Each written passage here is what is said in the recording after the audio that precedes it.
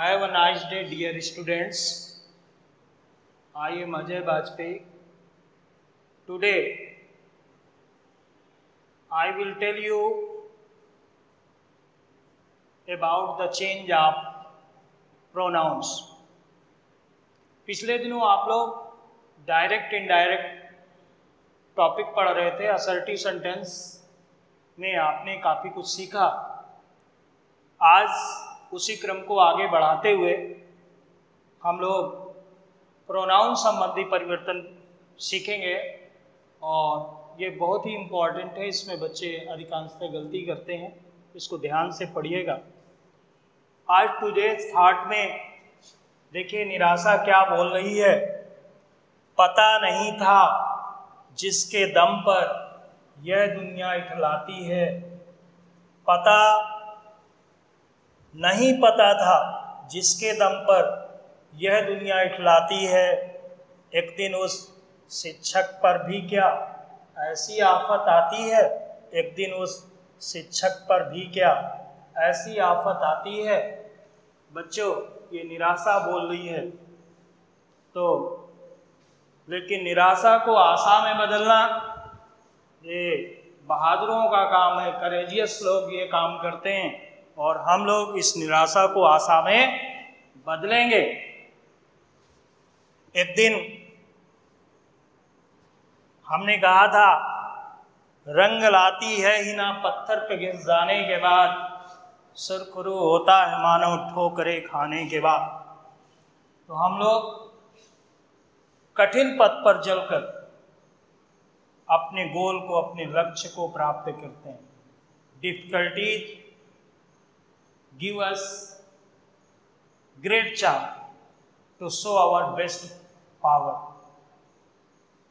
The ups and downs of life give us great chance to show our best power. निराशा को दूर रखिए, आगे कदम बढ़ाइए, मंजिल आसान हो जाएगी आपके लिए। तो यहाँ पर सबसे पहले हम लोग चार्ट बनाएंगे बेटा प्रोनाउन संबंधी परिवर्तन का। प्रोनाउन संबंधी परिवर्तन, प्रोनाउन संबंधी परिवर्तन। ओके, और इसका हम लोग चार्ट आज बनाएंगे। तो सबसे पहले हम लोग पर्सन लिखेंगे। क्या लिखेंगे? पर्सन। और फिर इसके बाद केस लिखेंगे, कारक। तो पर्सन में आप लिख सकते हैं कौन कौन सा पर्सन होते हैं, कितने प्रकार के होते हैं। फर्स्ट पर्सन, सेकंड पर्सन और थर्ड पर्सन। ओके, अब इनकी केस देखेंगे। Mainly 3 types. तो पहले को हम कहते हैं सब्जेक्टिव केस। Okay, case. दूसरे को कहते हैं ऑब्जेक्टिव केस। और तीसरे को हम कहेंगे पजेसिव केस। ओके, अब इसका हम लोग चार्ट तैयार करेंगे। तो सबसे पहले हम फर्स्ट पर्सन में लेंगे। बच्चों, गणना अपने से करिए। तो सबसे पहले जब गणना करेंगे तो आएगा आई और we. Okay, second person you. और थर्ड पर्सन में बच्चों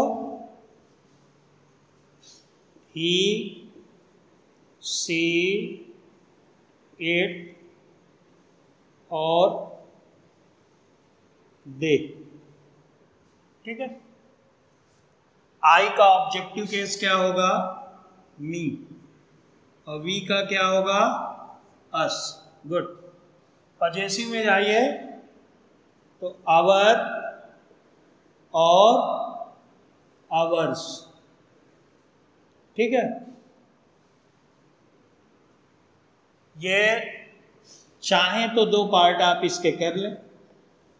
ये एडजेक्टिवल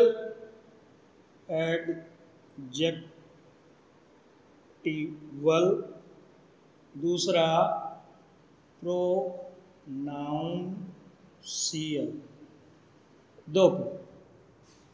दोनों में अंतर है। क्या अंतर है अभी बता। तो ये गलत लिखा आपने। हम आपको चेक कर रहे थे, आप कितना ध्यान से देख रहे। तो मी का क्या होगा? माई। और प्रोनाउंसियल में क्या होगा? माई।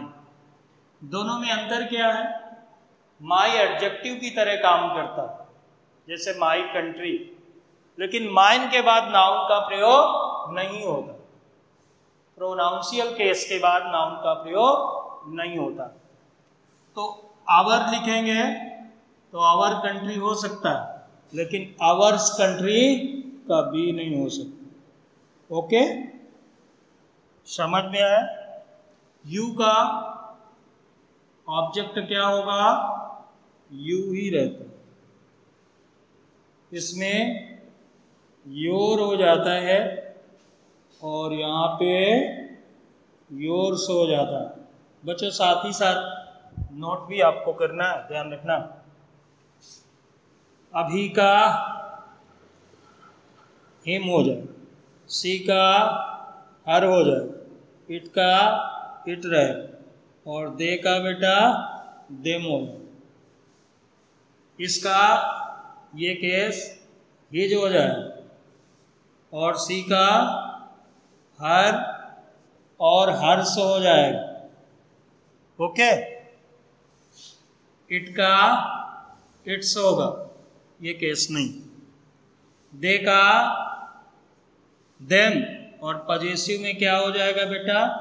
देयर, और यहां पर क्या हो जाएगा? देयर्स। ओके, ये आपका चार्ट तैयार है। Person, first person, second person, third person. Subjective case में आई, वी, यू। फर्स्ट पर्सन में आई और वी। ठीक है। आई का मी हो जाए, फिर पजेसिव में माई और माइन हो जाएगा। उसी तरह वी का अस, आवर और आवर्स। सेकंड पर्सन चलते हैं यू, तो यू का ऑब्जेक्टिव भी यू रहेगा और पजेसिव में योर और योर्स हो जाएगा। थर्ड पर्सन में ही का हिम हो जाएगा, पजेसिव में हिज होगा। सी का हर, पजेसिव में हर और हर्ष हो सकता है। इट का इट ही रहेगा ऑब्जेक्ट, पजेसिव में इट्स हो जाएगा। दे का देम हो जाएगा और पजेसिव में देयर और देयर्स हो जाएगा। ठीक है ना? मैंने पजेसिव के बारे में आपको बताया, जैसे माई कंट्री इज ग्रेट। ये एडजेक्टिव है, लेकिन वो सॉरी ये प्रोनाउन है, लेकिन एडजेक्टिव का काम कर रहा है। किसकी कंट्री? My country. अब इसको इस तरह लिख सकते हो, mine is a great country. Okay. अब देखिए, माइन के साथ आपने नाउन का प्रयोग नहीं किया, ये दोनों में अंतर है। तो आप इसको बच्चों नोट कर लेंगे। ओके, इसको नोट करेंगे तभी हम लोग। और साइड में आप लिखना चाहें यहाँ पर, तो अभी कैसे परिवर्तन होता है, तो SON अपान 1 2 3।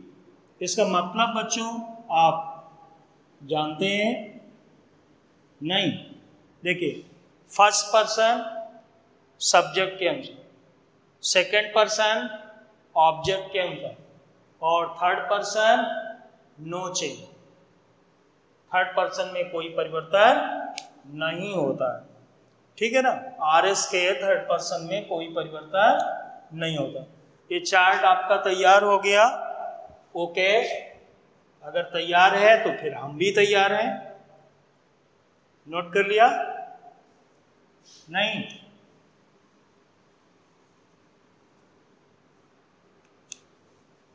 ठीक है, नोट करिए, जल्दी आप नोट करें। ओके, तो बच्चों हम कह रहे थे, लहरों से डरकर नौका पार नहीं होती, हिम्मत रखने वालों की हार नहीं होती। वह पथ क्या, पथिक कुशलता क्या, यदि पथ में बिखरे सूल न हो, नाविक की ढेर कुशलता क्या, यदि धाराएं प्रतिकूल न हो। ठीक है, और फिर आप लोगों में साहिल को डुबा दे जो उसे तूफान कहते हैं, मोड़ तूफान को जो दे उसे इंसान कहते हैं। आई होप अब तक आपने नोट भी कर लिया होगा। ये आपको केवल टाइम देने के लिए मैंने आपको कुछ लाइनें सुनाई, जो आई होप आपके हार्ट तक पहुंची होंगी। अब उनको बनाए रखना, ये आपको इंस्पायर करती रहेंगी, ठीक है ना। तो हम प्रोनाउन संबंधी परिवर्तन पढ़ रहे हैं। तो सबसे पहला रूल है, रूल नंबर फर्स्ट डालेंगे, रूल नंबर 1, RS के फर्स्ट, RS के फर्स्ट पर्सन के, फर्स्ट पर्सन लिख सकते हैं ब्रैकेट में, शॉर्ट में केवल I और V लग देना, उसके फॉर्म आपने ऊपर लिख रखा। RS के फर्स्ट पर्सन के प्रोनाउंस I तथा V में परिवर्तन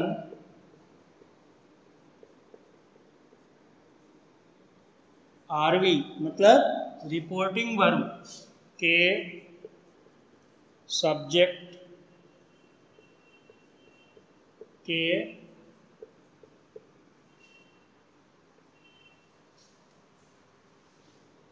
पर्सन, कॉमा नंबर तथा जेंडर के अनुसार होता है। ठीक है, ओके, इसको नोट करें। RS के फर्स्ट पर्सन के प्रोनाउंस I और V, बाकी फॉर्म आप ऊपर देख सकते हैं, में परिवर्तन RV के सब्जेक्ट के अनुसार होता है। कैसे है? जैसे आपका RV है, RV पता है, ये पार्ट हुआ, कॉमा लगा, इन्वर्टेड कॉमा, तो ये पार्ट क्या होता है? RV होता है। ये इन्वर्टेड कॉमा के अंदर वाला भाग क्या होता है? RS होता है। ठीक है ना। इसके प्रोनाउंस में परिवर्तन तो किस होगा? तो आप देखते हैं सब्जेक्ट क्या हो, जब आप सेंटेंस लिखते हैं तो होता क्या है? Subject plus verb plus object, ये होता है। और यहाँ पर भी आपका आएगा subject verb plus object. Object आवश्यकता अनुसार हट भी सकता है, लेकिन किसी सेंटेंस में सब्जेक्ट और वर्ब तो होगी, है ना। तो यहां पर अगर सपोज आपका इस जगह पर क्या आता है? I या V आता है, इसको ध्यान से देखिएगा। सपोज ये I और V आता है, तो इसमें परिवर्तन फर्स्ट पर्सन है, फर्स्ट प्लेस आपको क्या मिल रहा है, तो इसका परिवर्तन ये इसके अनुसार होगा। ठीक है, उल्टा मैंने एरो लगाया हुआ है, यानी इसका परिवर्तन किसके अनुसार होगा, इसके अनुसार। ओके, अब इसको आप अच्छी तरह से देख लें। ठीक है,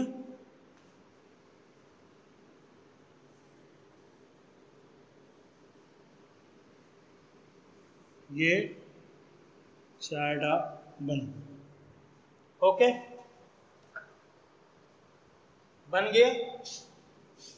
बन गया तो अच्छी बात है।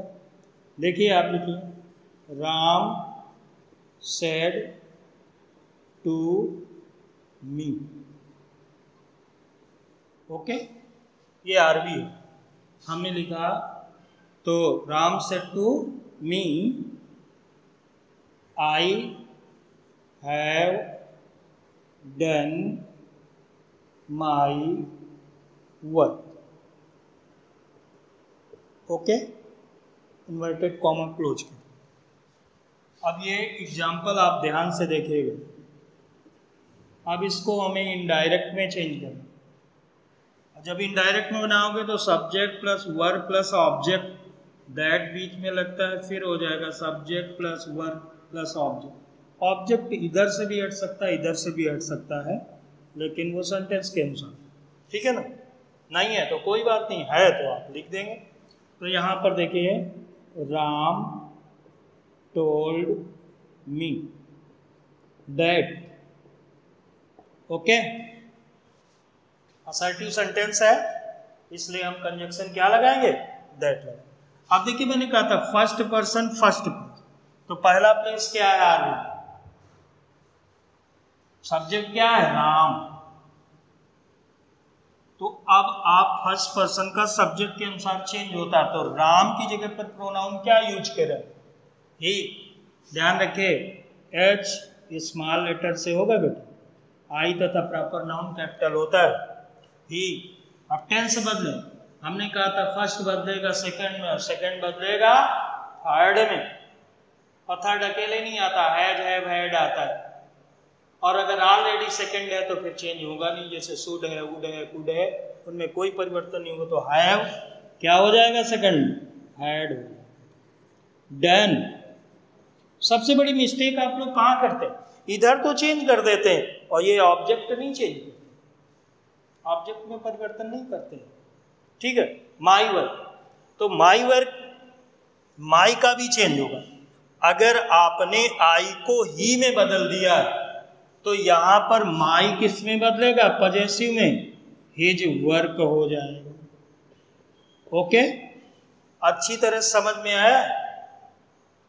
ओके, दूसरा एग्जाम्पल, श्याम, समझ में आया, नोट कर लीजिए इसे।